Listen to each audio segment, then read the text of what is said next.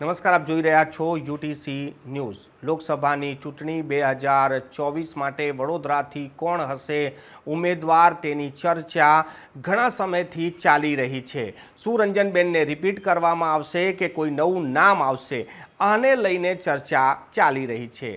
તેની વચ્ચે જ ભારતીય જનતા પાર્ટીએ 195 ઉમેદવારોની જે યાદી બહાર પાડી તેમાં વડોદરાને બહાર રાખતા આ ચર્ચા વધુ તેજ થઈ ગઈ છે।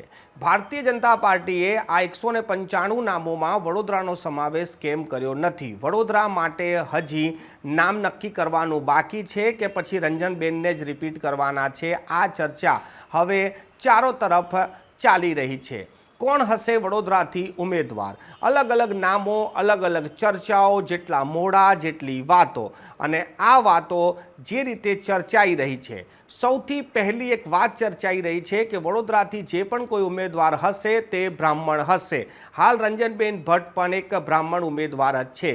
હવે જો બ્રાહ્મણ ઉમેદવારની વાત કરવામાં આવે તો કોણ હશે આ ઉમેદવાર? કે પછી કોઈ બ્રાહ્મણ નહીં હોય તો પછી કોને આપશે ભારતીય જનતા પાર્ટી ટિકિટ?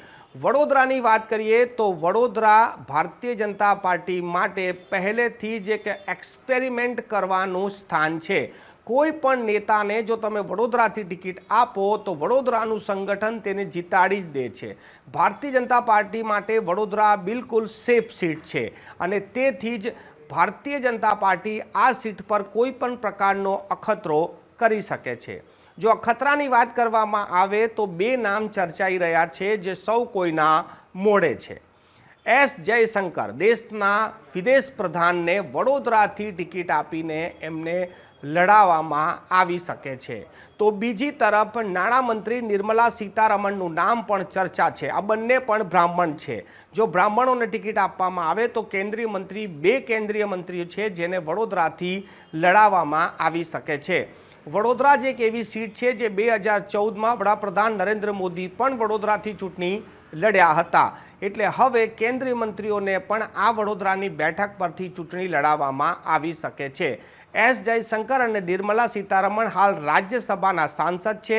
4 વર્ષ બાકી છે અને તે બે સીટો જો ખાલી પડે તો સાઉથમાંથી કોઈને બે સીટો પર આગળ લાવી શકાય છે અને ત્યાં પણ સંગઠનને મજબૂત કરી શકાય છે।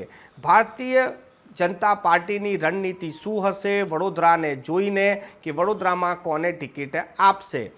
એ વચ્ચે જ બે એવી તસવીરો પણ સામે આવી ગઈ છે અને આ બે તસવીરોની જો વાત કરીએ તો આ બે તસવીરોમાં એક રંજનબેન ભટ્ટ જે વડોદરાના સાંસદ છે, જે CR પાટીલને મળવા સુરત પહોંચ્યા હતા, તેમને પુષ્પગુચ્છ આપીને CR પાટીલને શુભેચ્છા આપી। ત્યારે બીજી તરફ વડોદરાનું આખું સંગઠન, જેમાં વડોદરાનું ભારતીય જનતા પાર્ટીનું સંગઠન, કોર્પોરેશનના પદાધિકારીઓ અને સાથે શિક્ષણ સમિતિના અધ્યક્ષ, આ તમામ લોકો પહોંચ્યા હતા ગાંધીનગર CR પાટીલને શુભેચ્છા આપવા માટે। આ બે તસવીરો છે વડોદરાના જે નેતાઓ છે અને અલગ અલગ રીતે એક દક્ષિણ અને એક ઉત્તર બે દિશાઓમાં ગયા અને CR પાટીલને શુભેચ્છા પાઠવી આવ્યા કે પછી પોતાની કે પછી કોઈની ભલામણ કરી આવ્યા। આ વાત અલગ છે કે CR પાટીલનું કેટલું ચાલશે આ ટિકિટોની વહેંચણીમાં। વડોદરાની સીટ પર સૌ કોઈની નજર છે।